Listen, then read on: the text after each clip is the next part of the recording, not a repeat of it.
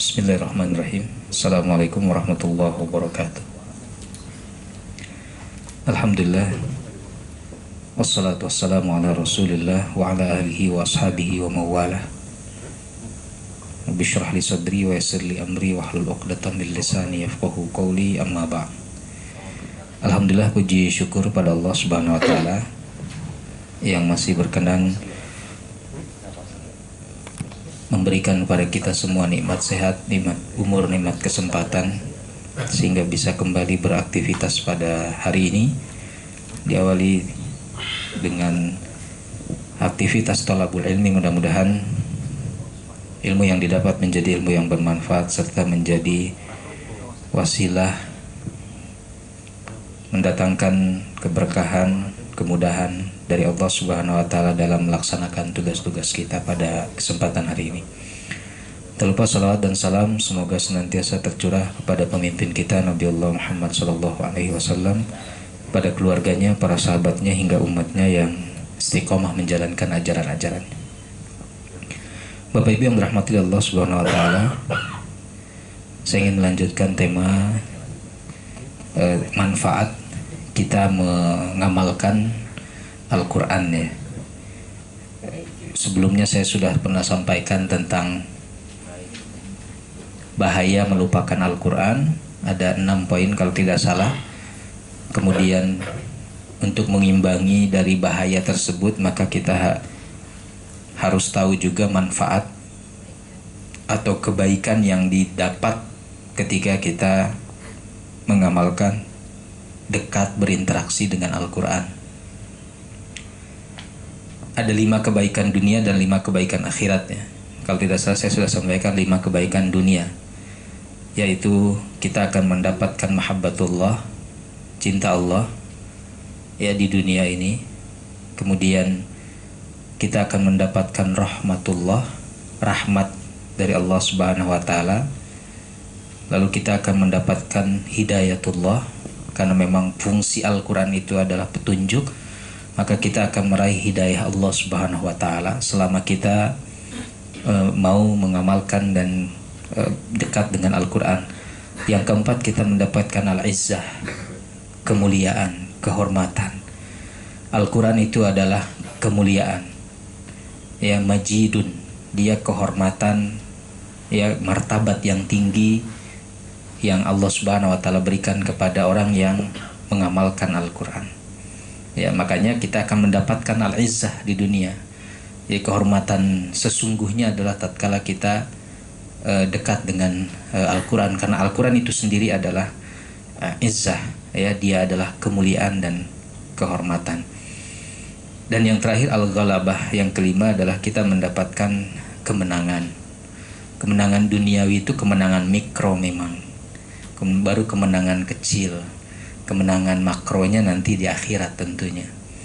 Kemenangan mikro ini paling tidak kita bisa mengalahkan dorongan-dorongan jahat yang ada di dalam hati kita, yang oleh Allah disebutkan fa'alhamaha fujuraha wa taqwaha. Kita ada potensi durhaka tapi ada potensi takwa.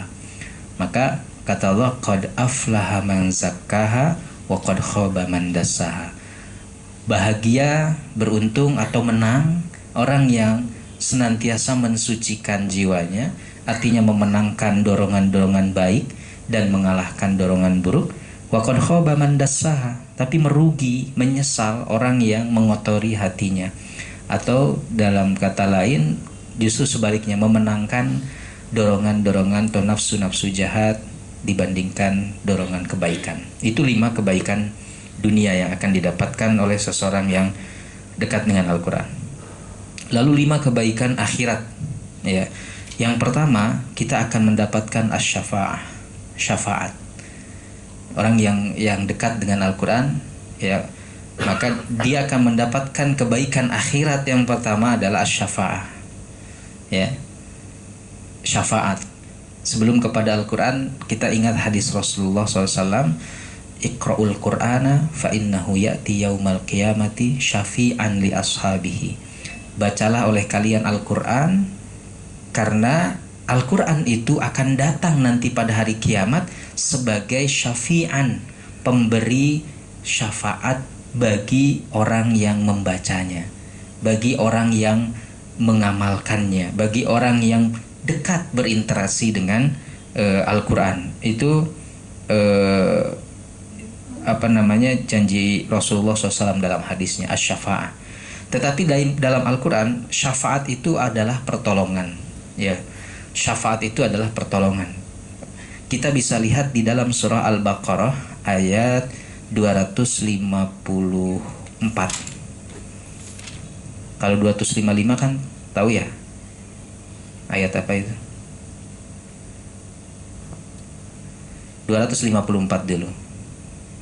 Sebab kalau saya sebut ayatnya nggak tahu, tapi kalau saya suruh baca ayat kursi pasti hafal. Padahal itu juga 255. Al-Baqarah 254. A'udzubillahi minasyaitonirrajim. Baru nanti kita bahas yang 255. Ya ayyuhalladzina amanu anfiqu mimma razaqnakum min qabli ayyatiya yaumul la bai'un fihi wala khullatu wala syafa'ah wal kafiruna humuz zalimun. Wahai orang beriman, anfiqu mimma razaqnakum, infakkanlah sebagian dari rizki yang telah kami berikan kepadamu, min qabli ayyatiya, sebelum datang, yaumun, hari, la bai'un fihi wala khullatu wala syafa'ah, yang tidak ada lagi jual beli, tidak ada lagi persahabatan, tidak ada lagi syafaat. Maksudnya hari apa? Hari kiamat. Ya. Di dunia kita masih bisa berinteraksi jual beli. Ya. Kalau di dunia kita masih berinteraksi jual beli itu masih bisa, Pak. Ya. Artinya meraih keuntungan kita masih bisa. Menghindari kerugian masih bisa diupayakan di dunia. Ya. Jadi kalau kita membeli sesuatu, kita masih bisa memilih barang yang kita sukai dan masih bisa menawar untuk mendapatkan harga yang lebih murah ataupun seminimal mungkin. Tetapi di akhirat tidak ada lagi jual beli. Ya. Di akhirat nanti tidak ada lagi jual beli. Wala khullatun, la bai'un fihi wala khullatun. Tidak ada persahabatan. Pertemanan itu sudah tidak ada pada hari kiamat itu. Kalau sekarang kita masih bisa berteman, kita masih bisa mencari sahabat, ya, kita masih bisa mencari kawan dan masih bisa saling tolong menolong, ya. Di dunia itu masih bisa saling tolong menolong dalam hal pertemanan dan persahabatan. Tapi nanti di akhirat kata Allah tidak bisa, ya. Tidak bisa. Makanya anfiqu mimma razaqnakum min qabli ayyatiya yaumul la bai'un fihi wala khullatu wala syafa'ah. Tidak ada lagi jual beli di akhirat itu, tidak ada lagi pertemanan, persahabatan. Ya, kalau di dunia masih kita bisa cari teman, sahabat, dan masih bisa dia menolong kita gitu. Ya. Dia masih bisa menolong kita. Wala syafa'ah tadi juga tidak ada syafaat, dalam arti syafaat ini menolong. Syafaat itu dalam bahasa Arab artinya syaf'un itu menggenapkan gitu. Lawan katanya witrun, witir, ganjil. Ya, syaf'un itu menggenapkan apa yang kurang, itu syafaat. Ya. Kalau kita membeli sesuatu ya kurang, ya, kemudian oleh yang tukang dagang udahlah dianggap digenapkan aja, nggak apa-apa, cukup. Itu namanya syafaat secara bahasa, nolong dia itu. Pertemanan, persahabatan itu masih bisa saling tolong menolong. Ya, saya punya hutang, lalu kemudian dibantu oleh teman saya dibayarin. Kenapa? Karena memang saya tidak sanggup bayarnya, tapi dibantu. Itu masih bisa di dunia seperti itu. Ya, Ustaz saya mau umroh, alhamdulillah. Tapi ini teman saya yang bayarin, karena teman saya tuh nggak ada teman untuk berangkat umroh, nggak ada teman ngobrol maksudnya. Kalau ke umrohnya sih banyak, satu pesawat, tapi nggak ada teman di sananya dan lain sebagainya. Lalu saya dibiayai, diongkosin berangkat umroh oleh teman saya, masih bisa. Kalau neraktir mah umroh gitu, neraktir baso, ya. Tapi nggak apa-apa lah, udah lumayan raktir bakso juga. Itu masih bisa, tapi ketika di akhirat nggak bisa kita. Teman yang begitu dekat, sahabat yang begitu akrab dengan kita di dunia, ya soulmate kita, sahabat karib kita, itu nggak bisa memberikan syafaat kepada kita di akhirat, ya, nggak bisa memberikan syafaat, nggak bisa memberikan pertolongan, ya. Kalau sekarang misalkan kita mau apa, tadi mau beli sesuatu di loket tiket, misalkan harga tiketnya 100.000, syafaat itu tadi menggenapkan, yang penting kita harus punya modalnya dulu, harus ada sesuatu yang sudah kita miliki baru digenapkan karena kurang, itu syafaat. Harga tiket 100.000, ternyata kita kurang uangnya 10.000. Kamu ada uang berapa? 90.000. Kurangnya 10, saya mau ke ATM, udahlah nggak apa-apa, daripada ke ATM ngambil, biarin saya yang ini kan. Sudah ada modal 90. Maka digenapkan. Ya, syafaat itu menggenapkan apa yang kurang. Tapi kita sudah harus punya bekal, modal, jangan kosong banget gitu.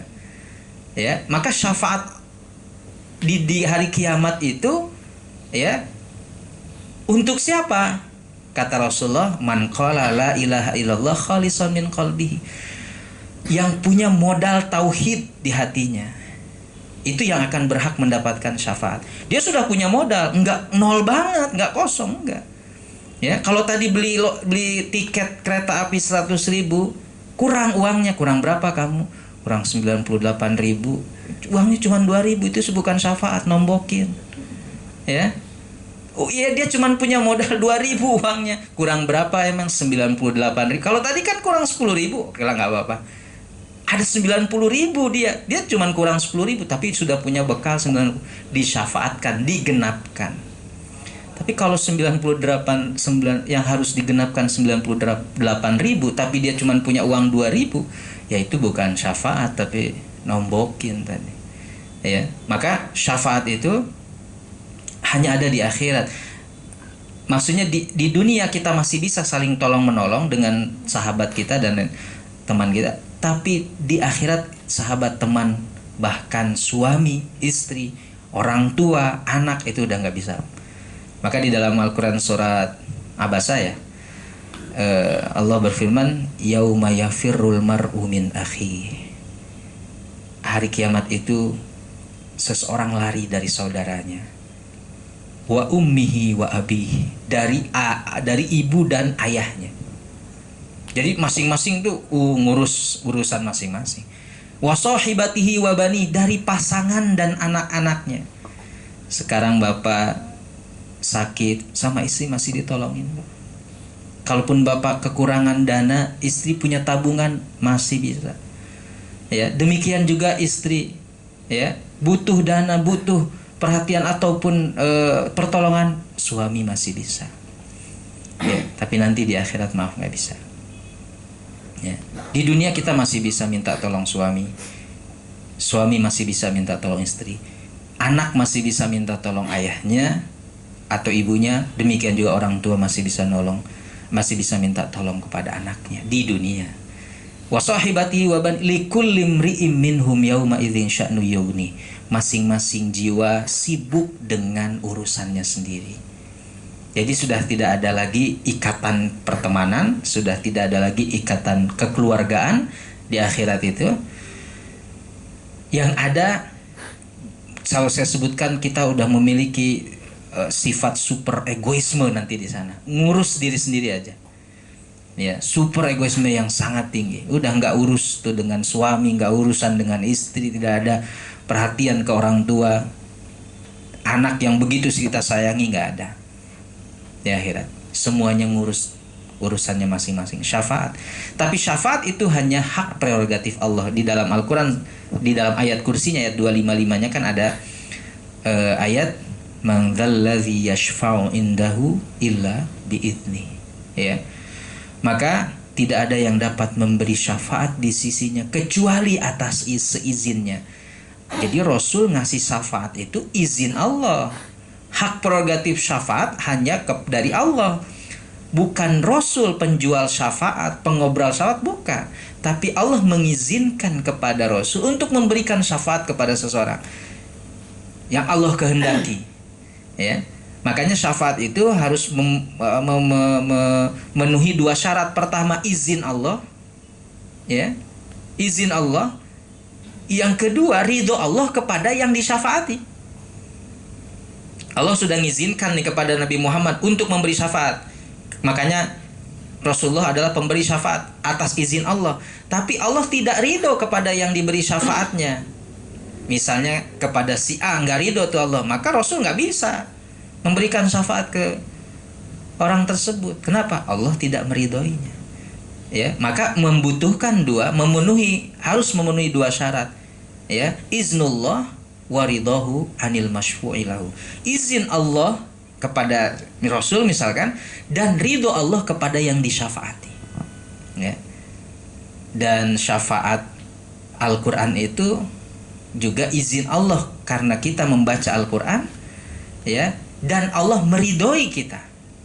Berarti kita sudah memenuhi dua syarat mendapatkan syafaat. Jadi syafaat Allah itu adalah kebaikan yang akan didapatkan oleh orang yang berinteraksi dengan Al-Quran, kebaikan akhirat yang akan didapatkan oleh orang yang dekat dengan Al-Quran. Ya, itulah iznullah wa ridhahu anil masyfu'ilahu. Izin Allah dan ridho Allah kepada yang disyafaati. Jadi syafaat itu adalah kebaikan akhirat. Jadi ayatnya 254 dan 255. Ya, tentang syafaat. Di samping hadis Rasul yang tadi saya bacakan, bacalah Al-Quran karena nanti di hari kiamat dia akan menjadi syafaat bagi pembacanya, ya, bagi yang membacanya. Kebaikan yang kedua di akhirat adalah nadharatul wajhi, atau wajahnya akan berseri-seri. Wajahnya akan sumringah bahasa kita, ya. Mendapatkan wajah yang ceria. Kenapa? Karena wajah ini kan kalau kita bahasakan menggambarkan ataupun memperlihatkan suasana hati seseorang, ya. Maka di hari kiamat wajah itu hanya dua, ya. Kalau tidak wajahnya berseri-seri, muram. Itu saja. Berseri-seri karena mendapatkan nikmat Allah, muram karena akan mendapatkan siksa Allah. Jadi wajah itu memang etalasenya lah kalau bahasa kita. Etalase hati itu wajah gitu. Bisa mencerminkan. Karena sulit kita menyembunyikan perasaan itu, orang akan lihat wajahnya. Coba wajah awal bulan karyawan dengan akhir bulan itu beda. Ya. Atau pertengahan bulan, ya. Itu beda, ya. Kenapa? Karena mencerminkan bukan hati, isi dompetnya atau rekeningnya. Itu wajah itu bisa kita lihat nadharatul wajhi itu dalam surah Al-Qiyamah ayat 22, ya. Kalau tidak salah ayat 22, bisa lihat surat Al-Qiyamah itu surat ke-75.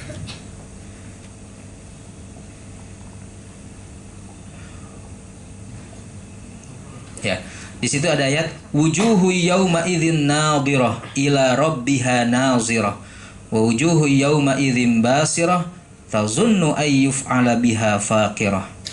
Wajah-wajah orang mukmin pada hari itu, hari apa itu? Hari kiamat. Berseri-seri, ya, nadhirah. Ila rabbiha nazirah, karena akan memandang Tuhannya, ya. Kemudian wa wujuhu yauma idzin basirah, dan wajah-wajah orang kafir pada hari itu muram, ya. Tazunnu ayyuf ala biha faqirah, dan mereka yakin bahwa mereka akan ditimpakan malapetaka yang dahsyat, siksa maksudnya. Jadi sudah tergambar dari wajah, gitu. Wajah yang berseri-seri karena akan melihat Robnya. Kita kan kalau akan bertemu dengan seseorang yang kita cintai, yang kita sayangi, wajah kita berseri-seri, ya. Wajah kita berseri-seri. Anak yang udah lama kita nggak ketemu gitu ya kan, karena misalkan dia sekolah di pesantren sebulan itu, wah begitu besok mau ketemu itu ibunya, terutama ibunya itu sudah berseri-seri, kenapa besok mau ketemu sama anak saya yang pertama, ya pasti akan senang gitu. Si anak juga sama, dia berseri, kenapa besok mama aku nengokin itu, ya apalagi ini akan bertemu dengan Allah, ya akan bertemu dengan Allah, maka tentu wajahnya akan berseri-seri orang beriman itu. Tetapi orang yang wa wujuhu yauma idzin basirah, ada orang yang bermuram, durja, ya, kemudian cemberut, kemudian wajahnya itu tidak berseri-seri. Kenapa? Tazunnu ayyuf ala biha faqirah. Mereka yakin nih pasti akan ditimpakan malapetaka, siksa. Ya pasti wajahnya tidak akan berseri-seri. Ya wajahnya akan suram. Kenapa? Karena dia akan mendapatkan siksa. Kita juga kalau sudah mendapatkan informasi sesuatu hal yang tidak menyenangkan, menggembirakan, sehari sebelumnya kita sudah muram, ya kita sudah murung gitu, wajah kita sudah kenapa kamu ada masalah, ya pasti seperti itu, ya. Nah ini adalah gambaran orang yang dekat dengan Al-Quran, dia akan mendapatkan nadharatul wajhi, yaitu wajah yang berseri-seri, ya. Untuk menguatkan di dalam Al-Quran surat An-Nazi'at, ya, maaf, An-Nazi'at apa Abasa juga, maaf, Abasa yang tadi saya bacakan. Yauma yafirul mar'u min akhi wa ummihi wa abi wa sahibatihi wa bani likulli imri'in minhum yauma idzin sya'nu yughni wujuhu yauma idzin musfirah. Wajah-wajah orang beriman pada hari itu musfirah, berseri-seri, bercahaya, sumringah bahasa kita, ya. Dhahikatum mustabsyirah, tertawa dan gembira ria, ya, itu kan menggambarkan kenikmatan, menggambarkan dan mencerminkan kebahagiaan, ya dari wajah aja kan bisa dilihat. Wajah itu kan itu tadi saya sampaikan, ya etalasenya hati, kan, ya. Maka banyak ayat atau hadis ya yang mewakilkan fisik itu dengan wajah atau dengan tangan gitu, ya. Kalau tabat siada Abi Lahab wa tab, itu Allah mewakilkan dengan tangan. Yang celaka itu bukan tangannya Abu Lahab saja, semua badannya gitu, ya. Tapi kalau hal-hal yang baik digambarkannya dengan wajah gitu, ya. Ya, digambarkannya dengan wajah karena bisa terlihat dia itu sedang bahagia atau dia sedang bersedih, itu dilihat dari wajahnya, ya. Dhahikatum mustabsyir wa wujuhu yauma idzin 'alaiha ghabarah, dan pada hari itu juga ada wajah-wajah yang tertutup debu. Maksud tertutup debu itu ya suram gitu, ya. Kemudian kucel dan sedih, bersedih dan lain sebagainya, yang menggambarkan tentang kesedihan. Tarhaquha qatarah, tertutup oleh kegelapan. Maksud tertutup kegelapan tuh yaitu bermuram durja, diselimuti kesusahan, ya. Diselimuti kesedihan, kesengsaraan. Ulaika humul kafaratul fajar. Wajah siapa itu kah? Wajah orang-orang kafir yang durhaka, ya. Jadi orang-orang yang dekat dengan Al-Quran wajahnya berseri-seri. Beda lah orang yang suka baca Quran dengan yang enggak, tuh beda gitu, ya. Bahkan katanya Al-Quran itu bisa terapi mata, ya. Saya punya uwa, ya, kalau di Sunda itu kakak dari ibu. Karena rajin baca Quran, segi mudanya itu pakai kacamata min, ya, minus gitu. Tapi karena rajin, saat sudah usia lanjut dan sampai meninggalnya sudah nggak pakai kacamata. Nggak ada tuh terapi obat dan enggak, kata beliau, uama terapi baca Quran aja, gitu, ya. Karena syifa kan, Al-Quran juga sebagai penawar, ya, penyembuh juga kalau kita yakin gitu, ya. Walaupun jangan diniatkan yang pakai kacamata, ya. Sekarang itu kalau gitu lah nggak usah wortel-wortelan, ya. Ya memang wortel katanya membantu karena kan kita belum lihat kelinci juga pakai kacamata, gitu, ya. Kan yang paling doyan wortel itu kelinci, ya, gitu. Tapi maksudnya apa? Baca gitu, sampai huruf sekecil ini masih kelihatan, ya. Ini Quran kecil gini masih kelihatan, ya. Kenapa? Di terapi gitu. Dengan ya.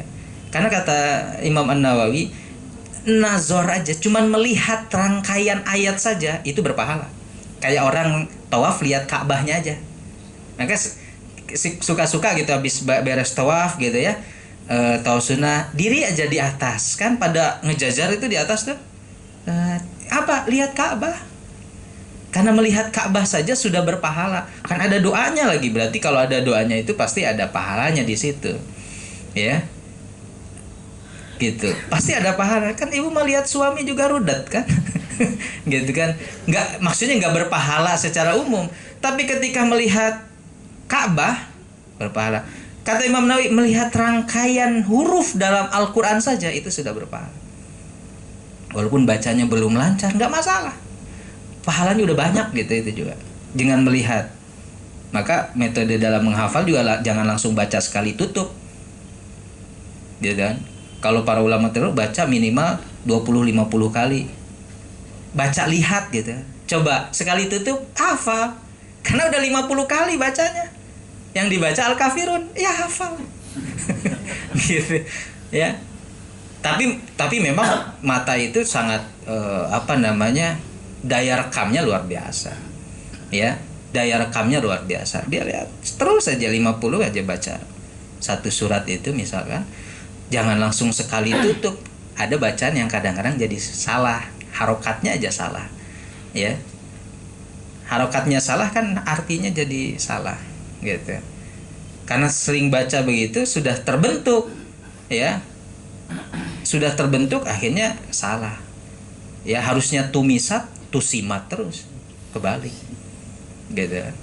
Kenapa? Karena langsung tutup sih. Baca aja terus. Nah, itu nadharatul wajhi itu yang kedua, akan mendapatkan wajah yang berseri-seri di hari kiamat. Yang ketiga, mujawaratul rasul, akan berdampingan dengan Rasul. Kan ini salah satu cita-cita kita ya, ingin bertemu dan melihat wajah Rasulullah SAW langsung. Apalagi ini disebutnya mujawaroh. Mujawaroh itu berdampingan, bersebelahan ya. Mujawaroh itu sebelah. Saya sini coba gimana ya kamu? Bapak duduk sebelahan sama presiden aja gemeter Bapak. Ya. Itu baru sama presiden, ini dengan Rasul. Ya. Mujawaratul Rasul. Kita diberikan kesempatan untuk berdampingan dengan Rasul. Banyak sekali hadis yang menyebutkan tentang fadilah keutamaan ibadah yang akan mendampingi, yang akan mendapatkan pahala berdampingan dengan Rasul. Misalnya siapa Bilal bin Rabah, kata Rasulullah, Bilal, amalan apa sih yang membuat kamu begitu istimewa? Kenapa ya Rasulullah? Aku diperlihatkan oleh Allah bahwa diperdengarkan oleh Allah bahwa bunyi terompahmu sudah ada di surga, tapi orangnya masih di dunia, Pak Abu. Jadi kalau sudah di surga ya berdampingan dengan Rasul sampai kedengeran bunyi terompahnya, itu berarti jaraknya nggak jauh gitu, sampai kedengeran. Kata Bilal bin Rabah, ya saya tidak ada amal istimewa dibanding sahabat-sahabat yang istimewa yang lainnya. Karena saya mantan hamba sahaya, saya orang miskin, saya bukan orang Arab, bukan dari ningratnya Arab gitu ya, seperti kaum Quraisy. Saya dari Habasyah, Ethiopia kalau sekarang ya. Tapi saya selalu menjaga kesucian wudu ya. Jadi beliau tuh bahkan sahabat yang meninggalnya pun tidak punya, jangankan hadas besar, hadas kecil aja nggak punya. Ya, karena beres ini wudu lagi, wudu terus, dan setiap kali wudu beliau melaksanakan salat 2 rakaat atau syukrul wudu gitu. Ya. Maka itu bisa jadi sunnah takririyahnya Rasul, persetujuan Rasul. Memang tidak dilakukan oleh Rasul, tapi Rasulullah tahu dan Rasul tidak membatalkannya, artinya tidak, udah nggak boleh lagi kamu sholat, enggak. Tapi Rasul memang juga tidak dari beliau, contohnya bukan dari beliau, tapi dari sahabat. Tapi beliau saksikan. Ya, ada lagi seorang sahabat yang telaten, apa telaten dah? Teliti ngurus Rasul gitu ya. Tekun, Rasul mau apa? Padahal Rasul nggak nyuruh. Rasul misalnya buang hajat, beliau bawakan airnya. Kan zaman dulu harus dibawain Pak, belum ada kran, pam dan lain sebagainya harus dibawakan. Dan waktu itu salah satu yang telaten mengurus Rasul Anas bin Malik, ya, disebut oleh para sahabat khadimur Rasul, pelayan. Padahal Rasul nggak minta dilayani, enggak, dan Rasul juga tidak menyebutnya sebagai pelayan, tidak. Ya ini kan apa? Melayani seorang yang sangat mulia, itu kan sebuah kehormatan bagi para sahabat saat itu.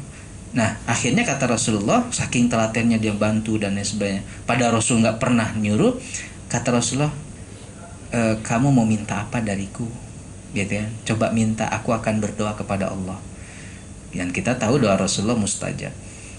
Akhirnya saya pengen berdampingan denganmu di surga. Ada lagi enggak? Gitu. Ada lagi enggak permintaannya? Pada itu tuh udah permintaan paling hebat gitu ya, berdampingan dengan Rasulullah berarti di surga gitu, dapat surga. Ya. Tapi Rasulullah santunnya beliau, kalau ada orang yang minta ditawarin lagi gitu. Ya. Ada lagi enggak gitu. Gitu. Harusnya begitu kita juga. Ya, kalau ada yang minta mau lagi enggak atau ada lagi enggak gitu yang diminta. Ya. Ngasih teh ada lagi enggak yang mau diminta gitu. Kasih apanya lagi gitu. Ya. Tetapi kata sahabat ini itu sudah permintaan paling tinggi ya Rasulullah. Ya sudah, bantu aku untuk mewujudkan cita-citamu itu dengan engkau memperbanyak sujud, yaitu memperbanyak sholat sunnah, gitu ya, memperbanyak sholat sunnah. Apalah sholat sunnah yang dicontohkan oleh Rasulullah, tahajud, ada kemudian qobliyah ba'diyah setelah sholat, ya, ada kemudian duha, ya, tahiyatul masjid dan lain sebagainya. Nah itu keinginan yang bisa mewujudkan cita-cita atau amalan yang bisa mewujudkan cita-cita kita kalau kita ingin berdampingan dengan Rasul, mujawaratul Rasul. Ya, termasuk orang yang baca Al-Quran. Karena pada dalam sholat pasti akan ada tilawah Al-Quran. Dalam hal-hal yang ibadah yang lain pasti akan ada di situ bacaan Al-Quran. Makanya mujawaratul Rasul, dia akan berdampingan dengan Rasul di surga. Ya. Ayat yang menjelaskan lebih jelasnya lagi di surat An-Nisa ayat 69 kalau tidak salah ya. Surat keempat ayat 69.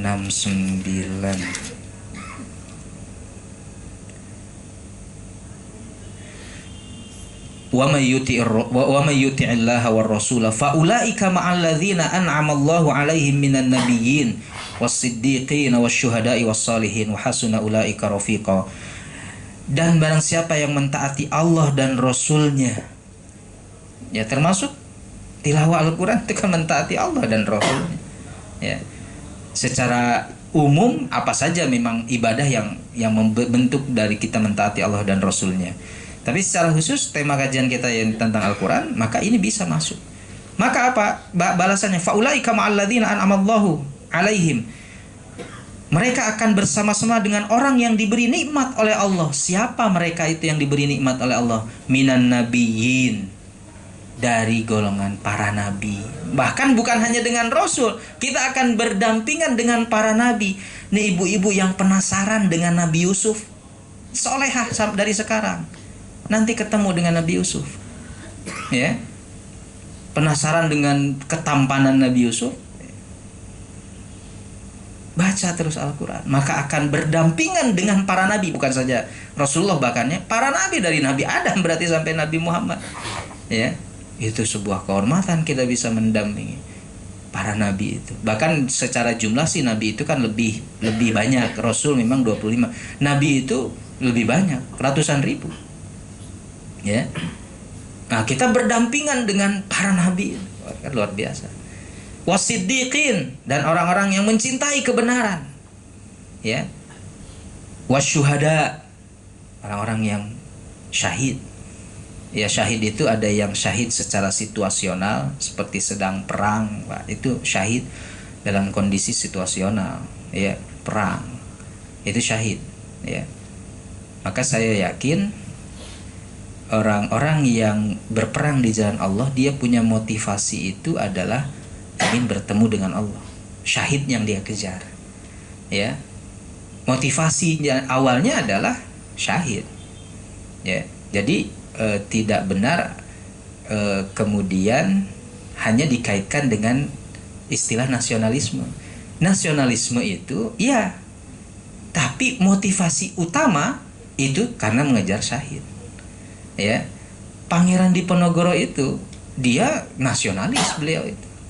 Tapi beliau berperang, saya yakin orang yang berperang untuk mempertahankan bangsa negaranya itu sebenarnya orang-orang yang sangat religius.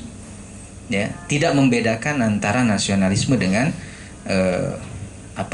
agama, tuntutan dan juga motivasi dalam hal agama. Ya. Jadi sangat yakin mereka-mereka para pahlawan yang merebut kemerdekaan itu adalah orang-orang yang sangat religius. Jadi syahid yang situasional gitu. Ya, syahid yang situasional tadi sedang berperang, kemudian dia terbunuh, maka insya Allah syahid. Ada juga yang syahid ya melaksanakan sebuah perintah Allah dan Rasulnya.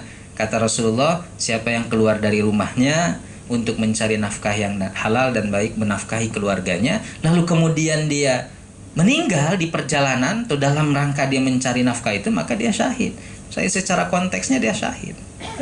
Ya, ada gitu orang yang lagi nyari nafkah meninggal, ada ya, bapak-bapak yang dorong gerobak gitu ya, tiba-tiba kan nggak tahu ketabrak, meninggal dia situ syahid. Kenapa? Dia seperti itu keluar dari rumah sampai dorong-dorong gerobak itu untuk apa? Dalam rangka mencari nafkah yang halal dan baik untuk istri dan keluarganya. Ya, memberikan nafkah yang halal dan baik untuk istri dan keluarga. Itu syahid secara konteks. Orang yang keluar dari rumahnya untuk menuntut ilmu, kata Rasulullah, dia itu fisabilillah sampai dia kembali ke rumahnya. Maka kalau terjadi apa-apa, syahid. Ya. Kalau terjadi apa-apa, dia syahid. Yang penting kita niatkan untuk melaksanakan perintah Allah dan Rasul. Itu syahid secara konteksnya seperti itu. Ya. Mungkin kalau situasional kita tidak dalam kondisi situasi berperang misalkan, seperti di zaman Rasul. Tapi kita cari konteks yang lain, menuntut ilmu, ya, mencari nafkah yang halal dan baik. Itu syahid, menunaikan tugas. Itu syahid juga ketika kita melaksanakannya dengan dasar kita melaksanakan perintah Allah dan Rasulnya. Karena kan semua kehidupan kita adalah ibadah. Ya, apalagi kalau bukan ibadah. Rugi kalau kita tidak meniatkan aktivitas kita karena ibadah. Yang ada, yang dapat hanya capek nantinya. Tapi ketika kita niatkan ibadah, capek juga capek. Tapi nilai berbeda di sisi Allah Subhanahu. Kalau capek iyalah fisik, bagaimanapun kita manusia bukan robot, pasti akan robot juga ada kalanya error gitu ya. Komputer pun ada kalanya error. Apalagi kita yang manusia terbatas, tentu kita lelah, tapi lelahnya itu bernilai ibadah di sisi Allah. Ya. Wasyuhada, wassalihin, orang-orang yang soleh, kata Rasul, kata Allah, wa hasuna ulaika rafiqa, mereka itulah sebaik-baiknya teman. Ya, kita berdampingan dengan Rasul. Kemudian yang keempat adalah musahabatul akhbar. Kita bersama-sama orang-orang pilihan Allah. Ya, bersama orang-orang pilihan Allah. Hamba-hamba pilihan Allah. Kalau dikembalikan bisa An-Nisa ayat 69 ini, tetapi bisa juga surat ke-13, Ar-Ra'd, ya, surat ke-13. Ya, surat ke-13 atau Ar-Ra'd ayat 23, ya, ayat 23. Jannatu adni yadkhulunaha wa man salaha min abaihim wa azwajihim wa dzurriyyatihim wal malaikatu yadkhuluna alaihim min kulli bab. Salamun alaikum bima sabartum fa ni'ma uqbad dar. Yaitu surga-surga Aden. Mereka masuk ke dalamnya bersama dengan orang-orang yang saleh dari nenek moyang mereka. Ya. Pasangan-pasangan mereka dan anak cucu mereka. Ini berarti hamba-hamba pilihan Allah nih. Kita akan bersama-sama lagi dengan mereka. Padahal di dunia kita nggak pernah ketemu sama kakek kita, karena kita lahir kakek kita udah meninggal. Kan ada yang begitu, nggak pernah ketemu. Bahkan dengan orang tuanya juga ada.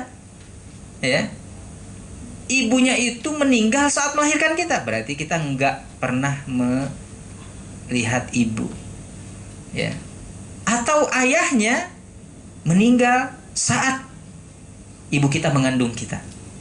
Ya, berarti kita belum pernah melihat ayah kandung kita. Kan banyak yang seperti itu, ada gitu. Ya, tapi kata Allah, kami kumpulkan lagi mereka, orang-orang yang saleh. Di antara siapa? Yaitu kakek-kakek mereka ataupun nenek moyang mereka. Kita nggak pernah ketemu bapak tadi, nggak pernah ketemu kakek, apalagi buyut dan ke atasnya. Ya, tapi selama masih dalam keimanan dan oleh Allah disebutkan hamba pilihan yang soleh, maka mereka ketemu. Kemudian apa? Pasangan, ya, pasangan hidup mereka. Ya, berarti ibu dikumpulkan lagi dengan suami, mau nggak? Ya, bapak mau kumpul lagi sama istri? Oh mau. Kirain saya, oh ya tuh Ustaz, yang di dunia aja cukup Ustaz. Ya di akhirat nggak pengen yang lain, ya. Takut gitu ya, ibu udah mengharapkan pengen kumpul, bapak ya pengen yang lain, kan kasihan saya dengernya gitu ya.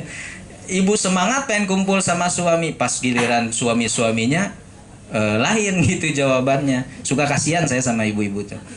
Nah, wa zurriyatihim, dan anak cucu mereka. Ada yang ya tadi ibu melahirkan, selamat ibunya, bayi ibu meninggal. Berarti kan belum sama-sama. Ya kalau sama-sama di perut sih ya memang, tapi kan belum bersama di dunia dalam arti ya melihat kelucuannya, tingkah lakunya kan belum sama-sama. Karena keburu meninggal. Oleh Allah sudah dicabut nyawanya. Ibunya selamat, tapi bayi ibu meninggal. Banyak yang seperti itu. Tapi nanti kata Allah dikumpulkan lagi. Ya. Atau enggak lama kebersamaan ibu itu. Makanya saya bilang bahwa kematian itu adalah sesuatu perkara gaib atau peristiwa gaib yang unpredictable. Kenapa? Karena ada seorang bapak yang menguburkan anaknya. Kalau menurut hitungan matematis kita harusnya anak nguburin bapak gitu. Karena dianggap lebih tua dan lebih cepat meninggal. Ternyata tidak, unpredictable. Bahwa kematian itu bukan lihat umur gitu. Ya, bahkan ada cucu yang dikuburkan oleh kakeknya. Ya, ada gitu kan. Kakeknya udah bosen gitu ya, kenapa cucunya duluan? Ya, itu banyak. Ya, ibu yang mengkafani anaknya ada. Gitu. Padahal dia mengharap mungkin saya harusnya yang dikafani oleh anak saya. Tidak. Makanya tadi dikumpulkan lagi. Kebersamaan kita dengan anak kita nggak lama di dunia Pak Bu. Sebentar. Berapa tahun sih? Ya. Bahkan kebersamaan yang walaupun hidup sebenarnya paling juga cuma 12 tahun. Benar-benar bersama sampai SD. Usia udah SMP anak udah susah diajak bareng sama orang tuanya, karena udah punya dunianya sendiri. Kalau masih SD oke lah ya, ayo kita makan di luar, makan. Begitu udah SMP, kita makan di luar yuk, aku punya janji sama teman. Udah susah.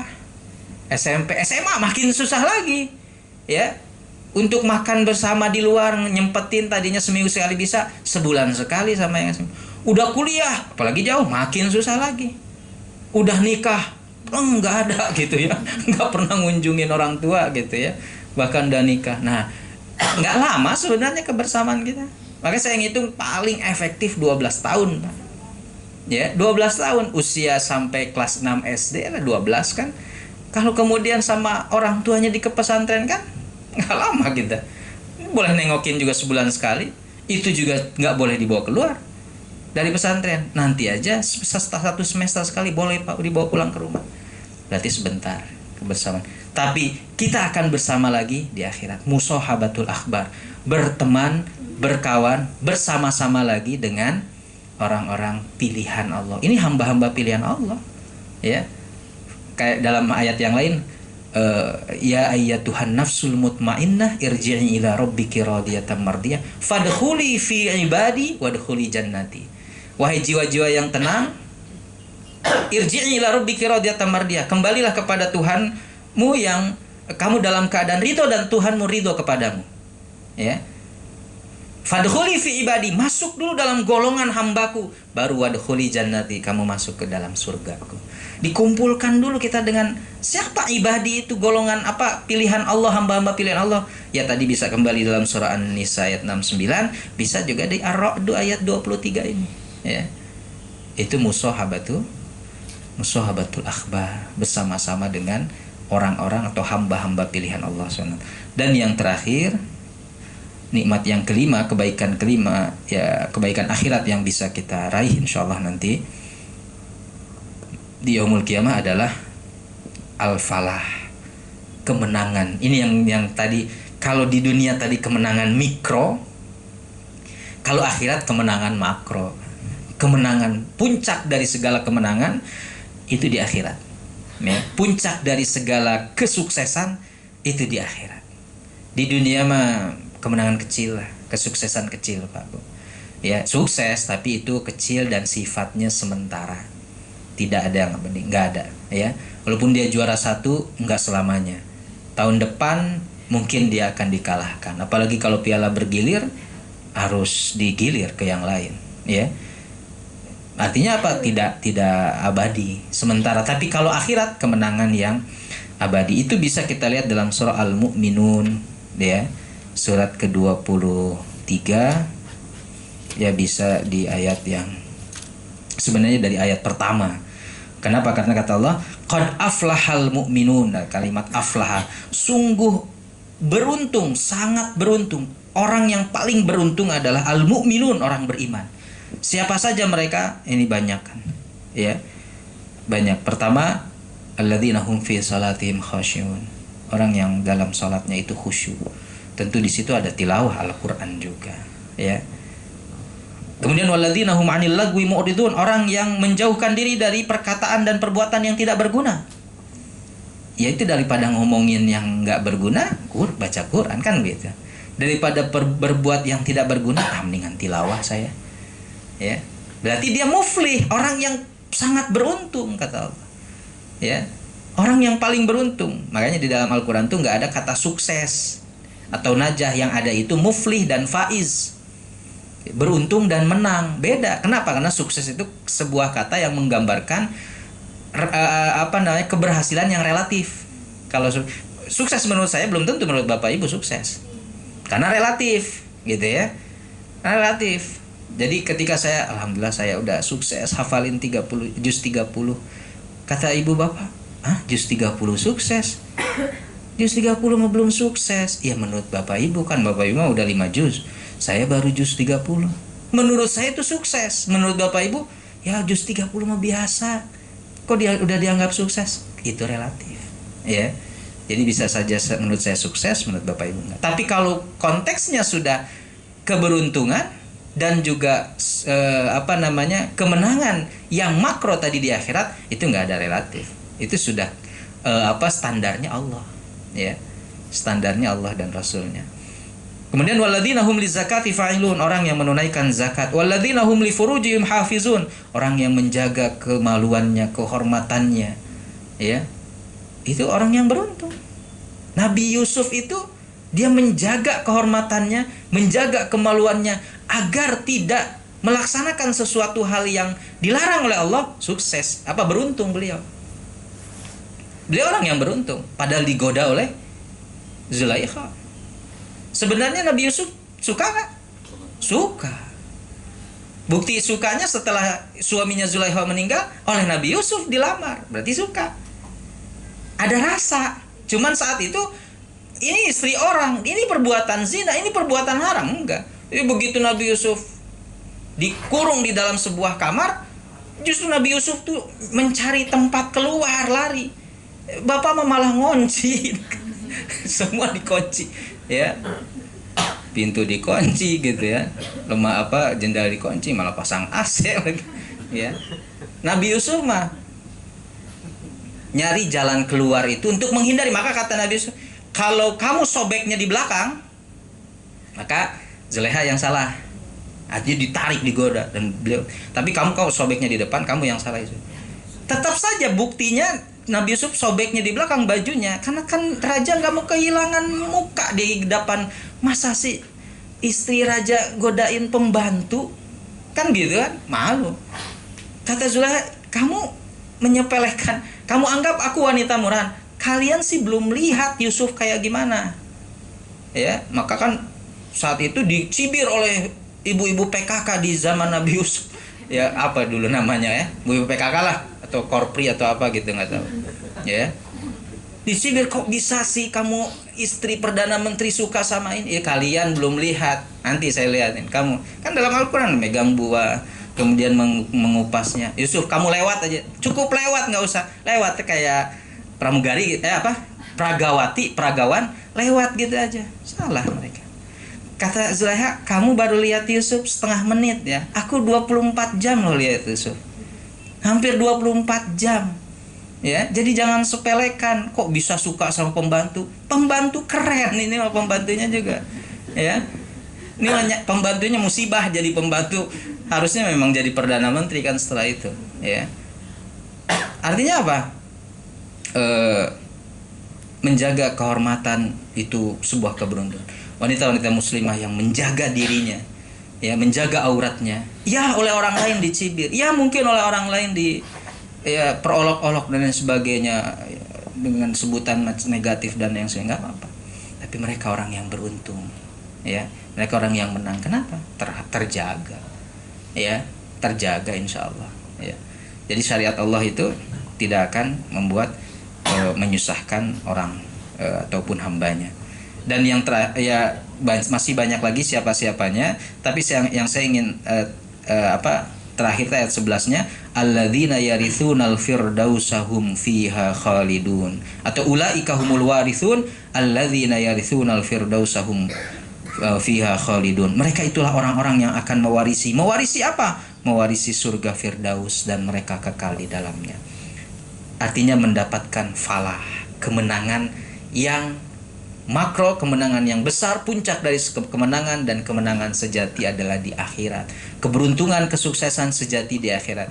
Yang di dunia itu mikro, yang kecil aja, yang sifatnya sementara, fana gitu ya. Tapi nanti di akhirat adalah abadi. Makanya kehidupan dunia itu Pak Bu fana. Kematian itu sebenarnya gerbang keabadian sebenarnya gitu. Ya kan fana, nggak ada yang ini, nggak ada yang abadi, ya. Ibu umur 17 dengan ibu saat umur 71 kan beda. Ya, karena fana. Pas ibu 17 dengan 70 beda dikit ya. 17 itu 17 benar ya? 70 beda. Saat 17 itu semut kepleset naik pipi kita itu. Pipi ibu itu saking halusnya, itu nggak bisa, itu pleset lagi si semut. Tapi saat 70 kegencet lipatan kulit gitu kan, aku kegencet. Kata yang satu, aku sih nggak kegencet, banyak tangga gitu ya di kulit itu. Artinya apa? Yang 70 nggak bisa nyamain 17 gitu ya, mau operasi apapun nggak bisa gitu ya. Artinya apa? Sementara, tidak ada yang kekal, baik dari sisi ketampanan, ya, kemudian kecantikan, harta dan lain sebagainya. Tapi begitu kematian itu datang, sebenarnya itulah gerbang keabadian, ya. Sebenarnya itu gerbang keabadian. Cuma kita kan malah takut untuk menghadapi gerbang keabadian itu. Kenapa kita takut? Bukan takut matinya, belum punya bekalnya. Saya yakin itu sebenarnya takutnya kita itu. Kenapa? Nggak ada bekal, karena menuju ke keabadian tadi. Takut abadinya bukan di surga gitu, yang kalau nggak punya bekal itu. Nah, Bapak Ibu yang dirahmati Allah SWT, itu mungkin yang bisa saya sampaikan. 5 kebaikan akhirat yang akan didapatkan seorang ketika dia dekat berinteraksi dengan Al-Quran dan mengamalkan Al-Quran, ya. Demikian berarti tamat materi tentang bahaya dan juga bahaya melupakan Al-Quran, dan juga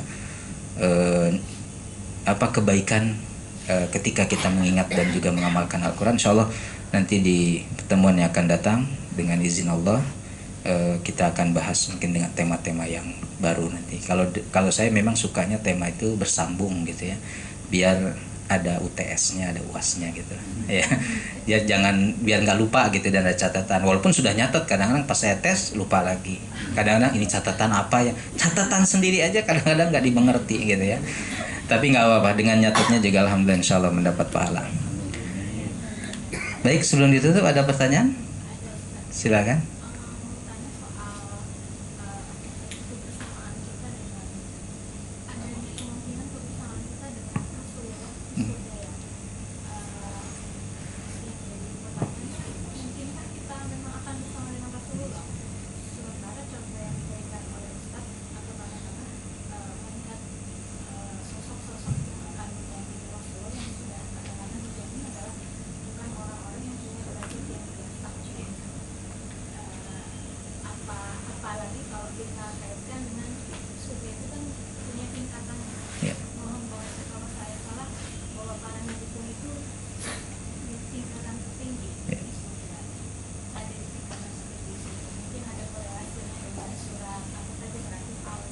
Al-Mu'minun.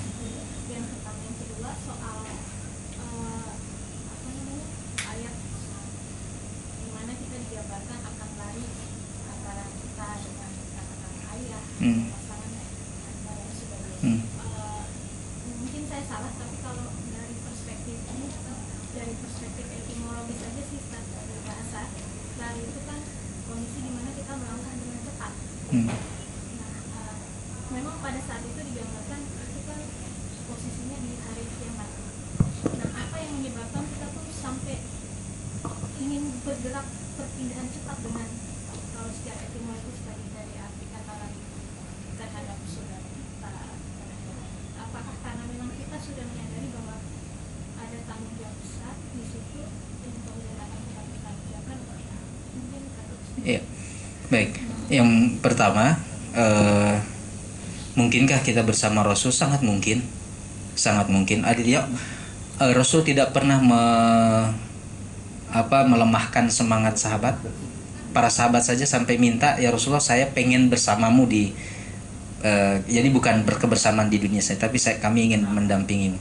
Dan Rasul tidak melemahkan gitu dengan kata-kata misalkan, kamu mah nggak mungkin bersama saya. Nggak pernah ada hadis Rasul yang menyebutkan kamu nggak akan pernah bisa bersama kita. Tapi justru kemudian dibangun optimisme dan juga harapan agar kita bisa bersama dengan Rasul. Ya memang kaitannya dengan derajat orang-orang yang bersama Rasul, memang tipenya mungkin bukan tipe kita banget. Tapi bukan berarti tidak mungkin kita bisa seperti itu. Lagi-lagi masuknya kita ke surga itu bukan karena amal ibadah, tapi rahmat Allah Subhanahu wa taala. Berarti yang kita harapkan itu. Bahkan di Al-Mu'minun ayat 1 sampai 11 tadi ada klasifikasinya, ada perbedaan. Itu kita bisa cari mana yang kita bisa fokus di situ. Ya, misalnya khusyuk dalam sholat, menunaikan zakat, menjaga kata dan perbuatan dari yang kita mungkin nggak bisa semuanya, tapi kita mana yang jadi karakter kita dan mana yang menjadi keistimewaan kita. Dan saya pikir sangat mungkin kita bersama dengan Rasul di Firdaus. Bahkan kata Rasulullah, idza sa'altumul jannata fas'alul firdausa fa innaha 'alal jannah. Kalau kamu minta surga, minta yang paling ideal, yaitu Firdaus, karena itu adalah surga tertinggi. Surga para nabi itu kan Firdaus. Makanya di ayat ini ulaika humul warisun alladzina yarithunal firdausa wa hum fiha khalid. Ini mereka adalah mewarisi apa? Pewaris surga Firdaus. Berarti ada dong peluang, ada kesempatan. Tidak pernah kesempatan itu mengecil, justru kita yang mengecilkan kesempatan itu. Kemudian yang kedua, secara bahasa ya lari di situ mungkin lari bergerak cepat. Bisa juga lari menghindar. Ini suami kita nyamperin, kita lari. Lari di situ maknanya apa? Menghindar dari dia. Kenapa menghindar? Likulli imri'in minhum yauma idzin sya'nu yughni. Yang menyebabkan kita lari dan menghindar, artinya bergerak cepat untuk tidak didatangi oleh saudara kita, oleh orang tua kita, suami kita, pasangan kita. Itu kenapa? Karena sibuk dengan urusan masing-masing. Ini kan yang mendekat, bahkan di situ bisa saja berarti saling jauh menjauh. Ya, bukan misalnya suami aja yang mendekat, istri juga bisa mendekat. Tapi di situ apa? Makna secara etimologinya juga saling menjauh, udah nggak mau deketan aja. Atau pesan yang disampaikan, di dunia kalian masih bisa saling tolong menolong, maaf, di akhirat tidak ada lagi hubungan nasab, tidak ada lagi hubungan pernikahan, tidak ada lagi hubungan pertemanan. Semuanya sibuk urusan masing-masing. Jadi intinya apa? Yang kita harapkan pertolongan Allah. Di sini di dunia kita masih bisa minta tolong sama saudara, sahabat, pasangan. Tapi untuk di akhirat satu-satunya yang bisa menolong kita adalah hanya Allah Subhanahu wa taala, dengan izin Allah tentunya. Tapi untuk mendapatkan pertolongan dan izin Allah, rahmat Allah tadi, syafaatnya ya ibadah, gitu ya. Baik Bapak Ibu, karena waktu sudah lebih dari jam 9, Bapak Ibu harus melanjutkan aktivitasnya. Mudah-mudahan kita diberikan kesehatan dan dipertemukan kembali oleh Allah Subhanahu wa taala. Saya tutup dengan doa kafaratul majlis. Subhanakallahumma bihamdika asyhadu an la ilaha illa anta astaghfiruka wa atubu ilaik. Walhamdulillahirabbil alamin. Wassalamualaikum warahmatullahi wabarakatuh.